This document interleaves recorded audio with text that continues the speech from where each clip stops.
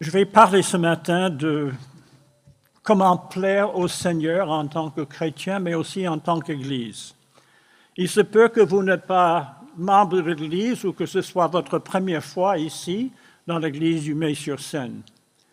Mais je voudrais que vous sachiez que ce message est pour vous. Si vous n'êtes pas encore au Seigneur, ce message est un appel pour vous de donner votre vie à Jésus comme votre Seigneur et Sauveur. Est-ce que vous avez constaté la joie de cette assemblée et ce que le Seigneur a fait dans la vie de chacun? Et je peux témoigner que c'est cette vie que je connais de plus en plus depuis l'âge de 9 ans, oui, quand j'ai reçu Jésus comme Seigneur et Sauveur. Il ne m'a jamais laissé tomber. Il a toujours été là pour me soutenir et pour m'aider à aller de l'avant. Il n'y a aucune vie comme celle que nous avons en Jésus-Christ comme Seigneur et Sauveur. Et je vous invite à entrer dans cette vie aujourd'hui si ce n'est pas encore le cas pour vous. Donc que ce message soit pour vous aussi, même si vous êtes dans l'Église pour les toutes premières fois. J'étais jeune ado à l'époque. Un samedi, mon père m'a demandé de faire du jardinage et de mettre de l'ordre dans notre petite pelouse après les ravages de l'hiver. Il avait précisé certaines choses qu'il voulait que je fasse. Je voulais plaire à mon père, c'est certain, mais j'avais aussi mes idées pour embellir notre jardin. Et je pensais que mon père serait content de mon initiative. Mais le problème, je n'ai pas fait ce que mon père m'a demandé de faire. Et quand il est rentré de son travail, il a vu que je n'avais pas accompli ce qu'il voulait que je fasse. Il n'était pas content. Et je ne vous raconte pas donc la suite, mais un de ces moments entre ado et papa qui vaut mieux quand même laisser de côté. Hélas. Hélas, je me demande combien de fois il nous arrive, d'agir de la même manière à propos de notre Père céleste, de vouloir lui plaire, mais de faire selon notre idée et de ne pas faire ce que Dieu nous demande. Alors, que faire pour mener une vie qui plaira au Seigneur, vraiment à Dieu, qui en même temps permettra à l'Église du Mets-sur-Seine d'avancer avec le Seigneur et pour lui. La Bible nous indique clairement dans bien des passages le genre de vie qui plaît à notre Père céleste et qui nous permettra à chacune et à chacun, et donc à son Église, d'avancer avec lui. Et c'est pour cela que j'ai choisi le passage Colossiens, chapitre 1, versets 9 à 14. Colossiens 1, versets 9 à 14. Et je vous invite à regarder ce passage avec moi. Je vais le lire. C'est pourquoi, nous aussi, depuis le jour où nous l'avons appris, nous ne cessons de prier Dieu pour vous et de demander que vous soyez remplis de la connaissance de sa volonté, en toute sagesse et intelligence spirituelle. Marchez, vivez d'une manière digne du Seigneur pour lui plaire à tout point de vue. Portez des fruits en toutes sortes d'œuvres bonnes et croissez dans la connaissance de Dieu. Devenez puissants à tous égards par sa force glorieuse, en sorte que vous soyez tout à fait persévérants et patients. Avec joie, rendez grâce au Père qui vous a rendu capable d'avoir part à l'héritage des saints dans la lumière. Il nous a délivrés du pouvoir des ténèbres et nous a transportés dans le royaume de son Fils bien-aimé, en qui nous avons la rédemption, la rémission de nos péchés. Prions le Seigneur. Seigneur, nous nous trouvons ce matin devant l'un des passages vraiment principaux qui nous encouragent à aller de l'avant dans ta volonté pour te plaire en toutes choses. Ô Seigneur, que tu aides ce message, que tu aides mes paroles, les paroles que tu me donnes d'entrer dans le cœur de chacun de nous, en moi en premier parce que j'en ai besoin. J'ai besoin de ce rappel, et pour certains, ce sera la première fois qu'ils entendent cela, mais que tu appliques cette parole à chacune et chacun selon son propre besoin, que tu nous parles, Seigneur, et que tu me donnes la force qui me manque physiquement pour vraiment apporter ce message que tu as pour nous ce matin. Et je te remercie au nom du Seigneur Jésus. Amen.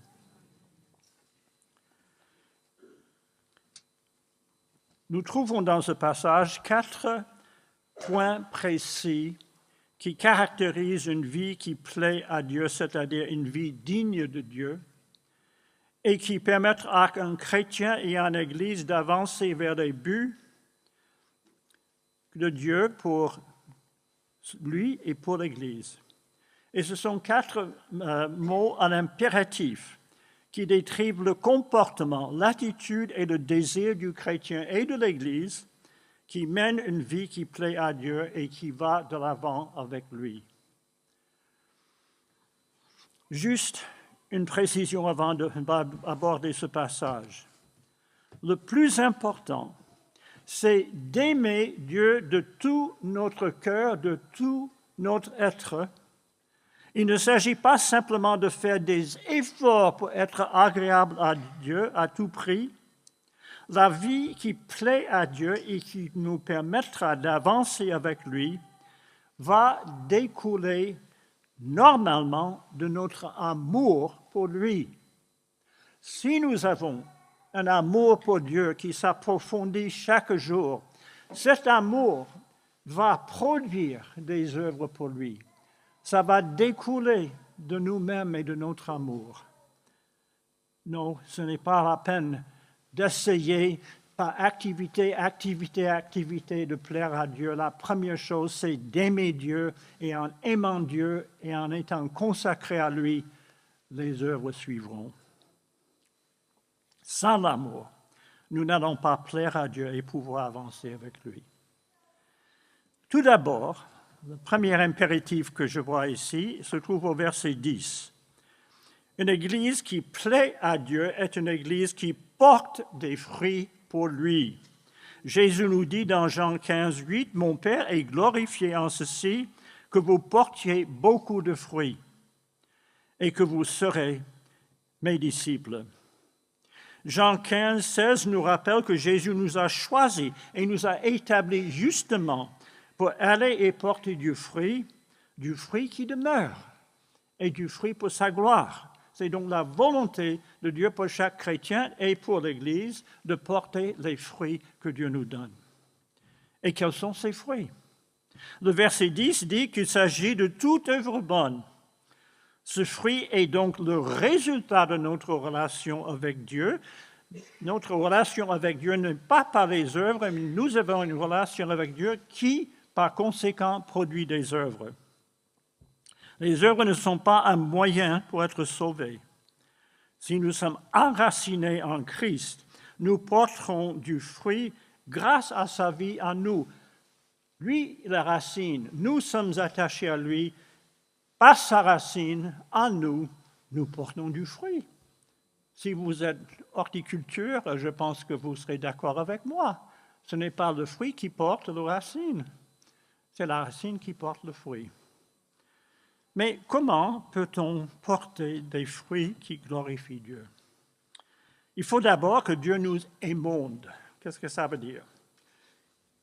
Ça veut dire qu'il coupe les branches inutiles, superflues.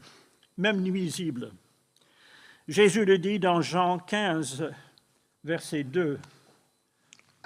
« Tout sarment ou branche qui est en moi, qui ne porte pas de fruit, il le retranche. Et tout sarment qui porte du fruit, il l'émonde, il le coupe, afin qu'il porte encore plus de fruits. » Est-ce que vous avez jamais fait ça dans votre jardinage? Vous n'avez jamais constaté le résultat de couper les branches inutiles et de laisser la sève monter dans les branches utiles et porter de plus beaux fruits? Et Dieu, nous n'avons pas besoin d'avoir peur. Nous pensons que ça va faire mal. Ah, il va me couper quelque chose de précieux pour moi. Non, c'est ce que c'est inutile. Ce qui coupe n'est pas selon vos besoins. C'est inutile. Et ça pourrait faire mal si on est attaché à ce qui est inutile. Mais non, Dieu sait ce qu'il fait. Ceci me rappelle un incident de ma jeunesse. Un jour, notre voisin a voulu tailler l'arbuste devant sa maison. L'arbuste était, je l'avoue, plutôt laid, inutile, sans grand intérêt. Portait beaucoup de longues branches et des feuilles. C'était pas une beauté, disons. Le voisin se contentait de couper les bouts de quelques branches ici et là. Mon grand-père, qui était jardinier paysagiste et pas mal dans sa profession, nous rendait visite à ce moment-là et observait les tentatives inefficaces de notre voisin. Grand-père sortait et proposait, il connaissait le voisin, il proposait de lui donner un coup de main. Le voisin acceptait avec plaisir. Grand-père a coupé toutes les branches si vilaines jusqu'à peu près 1 mètre de hauteur. Le voisin, il était absolument scandalisé. Il a dit, « Après, ton grand-père a tué mon arbuste. » Mais le printemps suivant, cet arbuste a poussé de nouveau, avec un autre feuillage, avec des fleurs. On n'avait jamais vu cet arbuste si glorieux. Et pourquoi? Parce que le jardinier savait comment émonder et couper l'arbre. Et notre grand jardinier, notre maître jardinier, le Seigneur, sait comment nous émonder et nous couper pour nous rendre beaux en tant que chrétiens. Mais une Église qui ne peut pas porter du fruit sans manifester le fruit de l'Esprit. Vous connaissez tous ce passage dans Galates 5, 22, mais je vais le relire tout de même, qui parle du fruit de l'Esprit. Quel est le fruit que le Saint-Esprit porte en nous si nous sommes un enfant de Dieu et le Saint-Esprit habite en nous? Le fruit de l'Esprit est amour, joie, paix, bonté, patience, ça c'est pour moi. Bonté, bienveillance, fidélité, douceur, mais la douceur forte de Jésus-Christ, maîtrise de soi, 9 éléments du fruit de l'Esprit. Je ne sais pas quel est le fruit particulier que Dieu attend de vous individuellement aujourd'hui en tant que chrétien.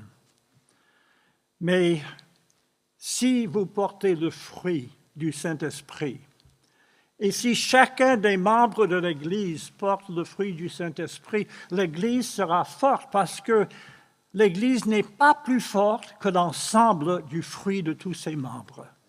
Et nous avons besoin de porter du fruit, de beaux fruits à la gloire de Dieu. Mais je sais que Dieu attend que vous portiez du fruit, et ceci pour glorifier son nom. Et quand les membres de l'Église du Mets-sur-Seine portent le fruit de Dieu, votre Église glorifie Dieu. Vous aurez un bon témoignage. et vous pourrez aller de l'avant vers les buts que Dieu a pour vous dans la puissance de Dieu. Et moi, je peux constater qu'en arrivant ici ce matin, j'ai constaté les fruits de l'Esprit dans certains membres et j'en ai été béni. Que vous continuez pour la gloire de Dieu. Mais une Église qui avance, deuxièmement, est une Église qui est en train de croître dans et de croître par la connaissance de Dieu. Verset 10, deuxième partie du verset. Croissez dans la connaissance de Dieu. La croissance fait partie de la vie normale du chrétien. Un bébé né, il commence à croître. Un chrétien né de nouveau, il commence à croître dans sa vie chrétienne. C'est normal.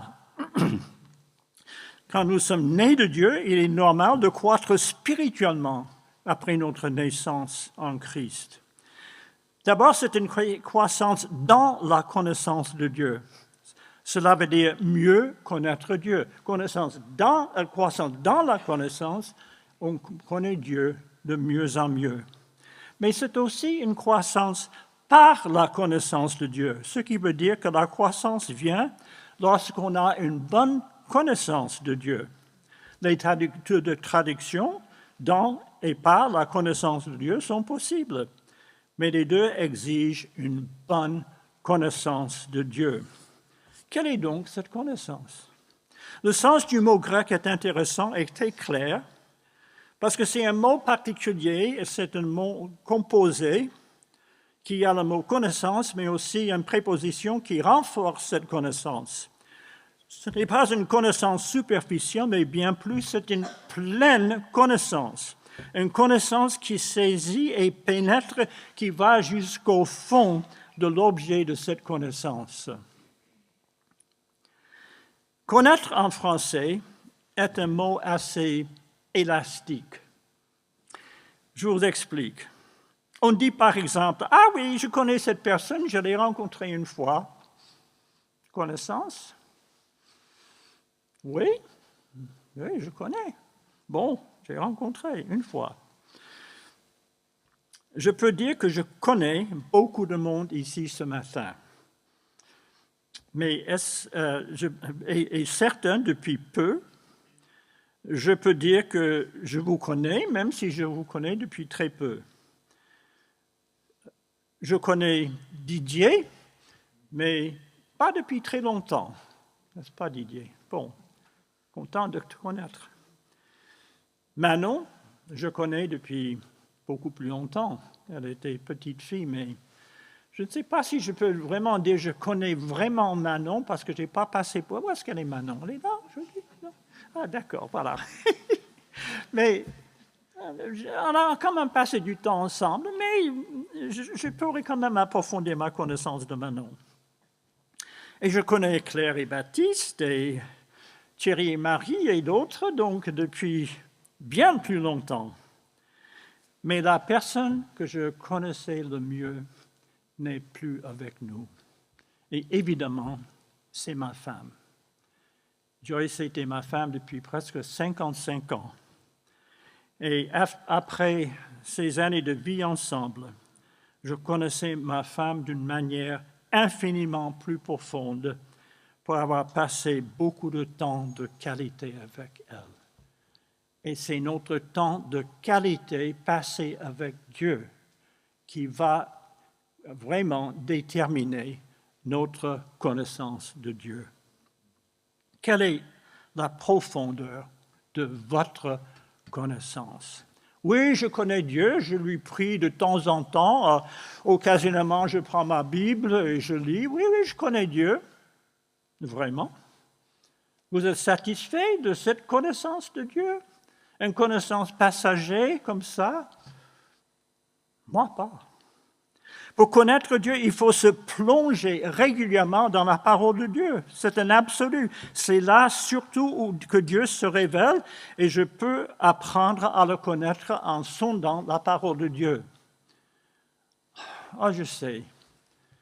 Certains doivent se lever très tôt le matin pour aller au travail. Il n'y a pas le temps. Quand est-ce que je vais Prendre la parole de Dieu. Moi, je préfère faire ça en début de journée parce que je suis plus frais et plus attentif. Mon frère aimait le faire le soir. C'était son moment. Et je pense que Joyce, dans la journée. Chacun a son moment. Mais l'important, c'est d'avoir le moment où vraiment on met tout de côté et on se concentre pendant quelques moments sur la parole de Dieu pour mieux connaître Dieu. Pas facile, mais demandez à Dieu de vous aider et de vous donner sa sagesse. J'approfondis ma connaissance de Dieu en lui parlant régulièrement dans la prière. C'est une conversation dans les deux sens. Ça me pose problème parce que je suis très bavard et j'ai tendance à venir à Dieu avec des tas, je ne sais pas, une liste comme ça de prières et de sujets de prière. Et quand est-ce que je laisse Dieu me parler? Les fois où vraiment je m'arrête et je dis, Dieu, j'ai besoin d'entendre ta voix, c'est étonnant. C'est étonnant ce qu'il fait. Parce que lui, il veut nous parler aussi. Conversation à deux sens. La prière est un absolu également pour pouvoir connaître Dieu. Ma connaissance de Dieu s'approfondit également dans les expériences vécues avec lui. Quand j'ai eu l'occasion de voir à quel point Dieu est fidèle, quand j'ai l'occasion de voir où je suis vraiment en dehors de sa volonté et il me reprend et il me ramène vers lui. Mes expériences avec Dieu m'ont aidé à grandir à travers les années. Dans les bons moments, mais aussi et surtout, je pense, dans les épreuves. Je suis quand même un peu, je ne sais pas, manquant de motivation, paresseux peut-être. S'il n'y a pas vraiment une épreuve, une difficulté, un problème, je ne sais pas si vraiment je demande à Dieu d'agir. Mais quand l'épreuve vient, crois-moi, je m'accroche à Dieu et Dieu est toujours là. Malheureusement, il y a des chrétiens qui ne veulent pas et ils diront qu'ils ne peuvent pas, ce qui est compréhensible jusqu'à un certain point, mais les chrétiens qui ne veulent pas donner le temps nécessaire pour apprendre à connaître Dieu. Ils pensent pouvoir développer leur relation avec Dieu par une sorte de processus d'osmose où on est à côté de quelque chose, donc on absorbe ce qui est à côté. On se met à côté d'un chrétien, on espère absorber un peu de sa spiritualité. On vient à l'église en espérant absorber quelque chose, mais on ne le fait pas à la maison, c'est juste à l'église le dimanche matin. Ce n'est pas beaucoup. Vous êtes face au monde tout le reste de la vie. Vous êtes face d'un monde qui n'honore pas Dieu, qui ne connaît pas Dieu et qui ne vous amène pas vers Dieu. Et vous passez 1h30 au culte en disant « je vais grandir spirituellement ». Remarquez, il est très important de venir au culte. Je n'ai pas dit le contraire. Je ne veux pas de problème avec le pasteur et les anciens qui disent qu'il n'est pas nécessaire de venir à l'église. Non, c'est ça qui unit tout dans notre expérience, qui nous donne la possibilité de louer Dieu ensemble, de chanter, de prier, de lire des passages bibliques et d'entendre aussi un message de la parole de Dieu. Et ça nous aide à lier ce que nous avons vécu dans la semaine avec le Seigneur. Et nous allons de l'avant avec lui ensemble. C'est beau. On a un gros problème de nos jours. On ne veut pas prendre le temps pour développer une relation spirituelle. Pour moi, ça fait 78 ans que je suis en train de grandir dans le Seigneur. Je ne suis pas encore arrivé. J'ai des progrès à faire. Mais Dieu est fidèle et depuis 78 ans, il m'aide à devenir de plus en plus comme Jésus-Christ, mon Seigneur et Sauveur. Et ce n'est pas fini. Mais certains chrétiens, malheureusement trop imbus de ce siècle que nous vivons, c'est le siècle de la vitesse. Combien de temps, en quelle mesure est-ce que nous calculons la rapidité d'un ordinateur? Vous qui êtes vraiment dans la matière. Quelle est la mesure d'une rapidité d'un ordinateur? Ça s'appelle une nanoseconde. Vous savez ce que c'est une nanoseconde?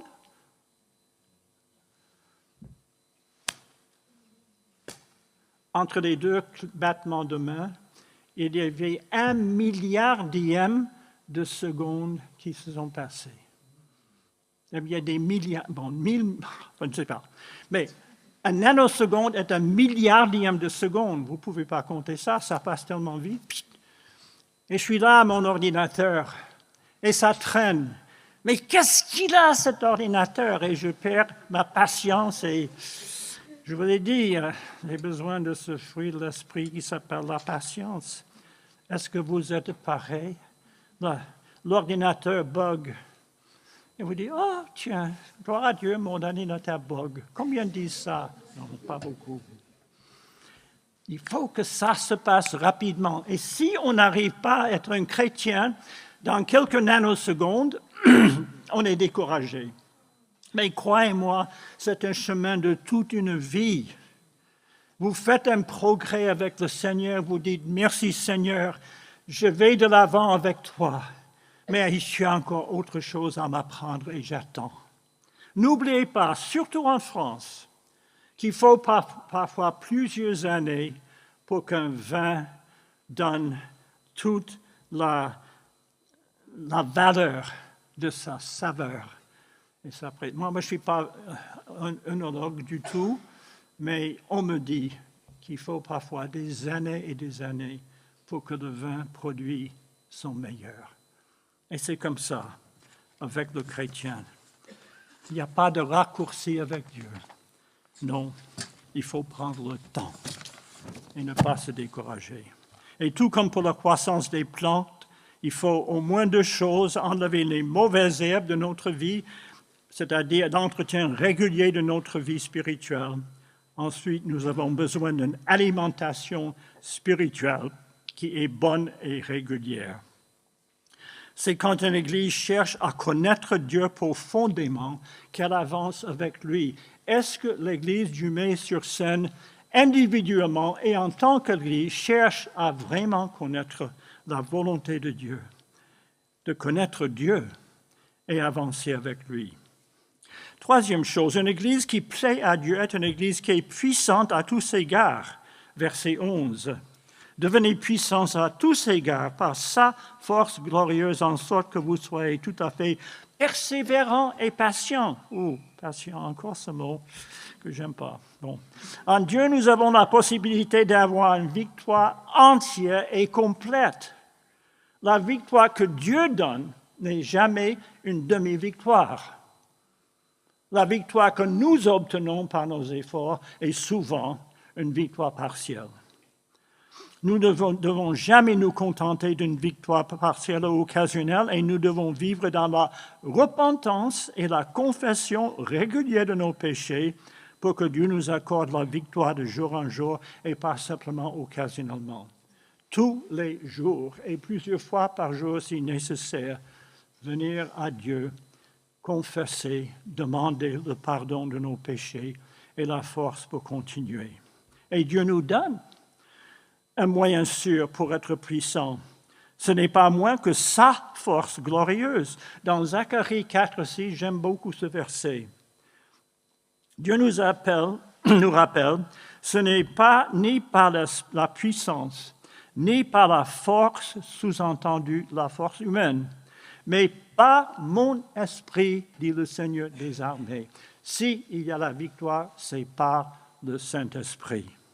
Et cette puissance de Dieu en nous produit un résultat béni, la persévérance et la patience. Est-ce que vous avez ces qualités, ces fruits de l'esprit? Est-ce que vous êtes persévérant? Est-ce que vous êtes patient?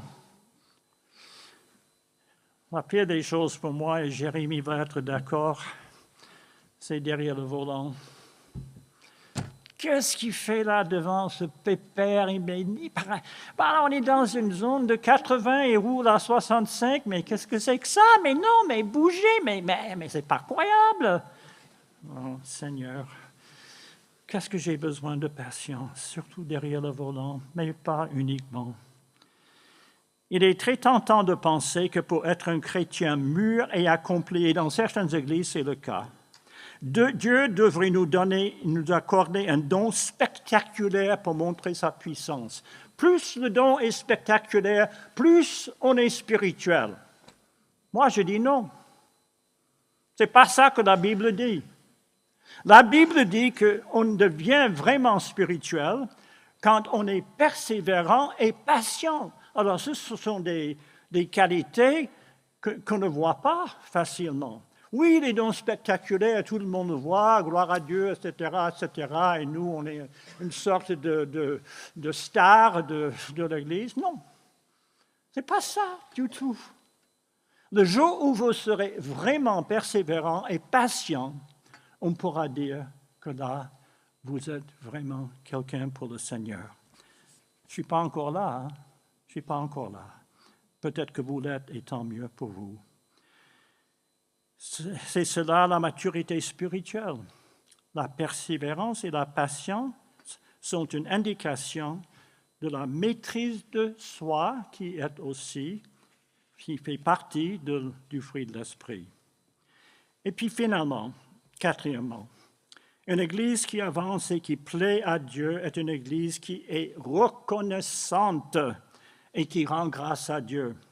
Au verset 12, 13 et 14. Avec joie, rendez les grâces au Père qui vous a rendu capable d'avoir part à l'héritage des saints dans la lumière.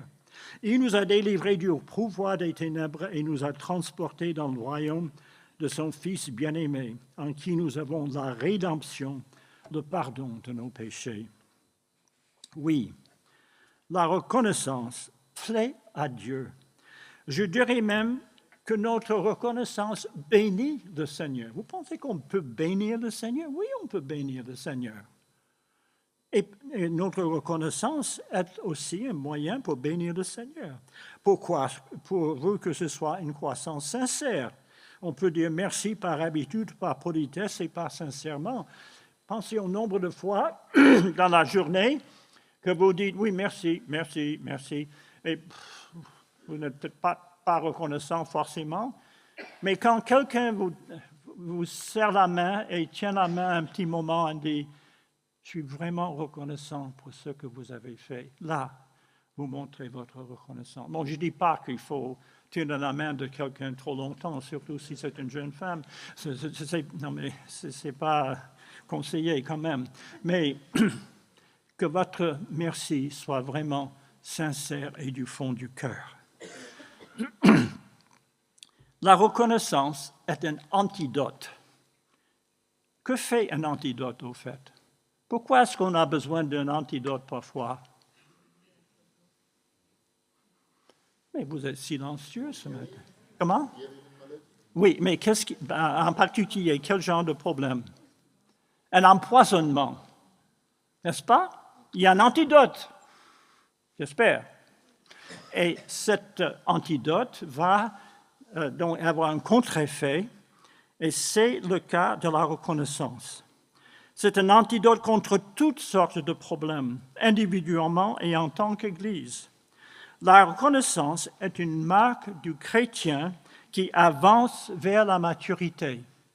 Et la reconnaissance a une puissance incroyable pour le bien. Il peut changer nos relations avec les êtres humains et avec Dieu, la reconnaissance.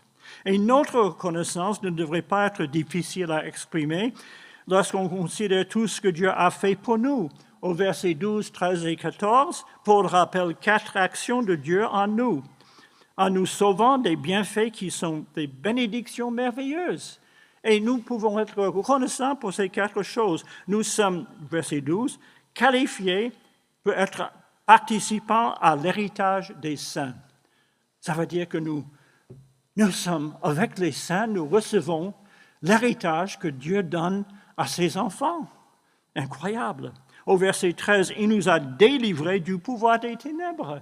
Nous n'avons pas besoin de craindre les attaques de Satan. Si elles vont venir, mais Dieu est là et la reconnaissance nous aide à repousser ces attaques de Satan. Nous sommes transportés dans le royaume de son Fils bien-aimé. Bon, on n'est pas encore complètement dans le royaume de son Fils, mais nous sommes là, nous sommes des citoyens du ciel, et un jour nous serons pleinement dans le royaume de son Fils bien-aimé.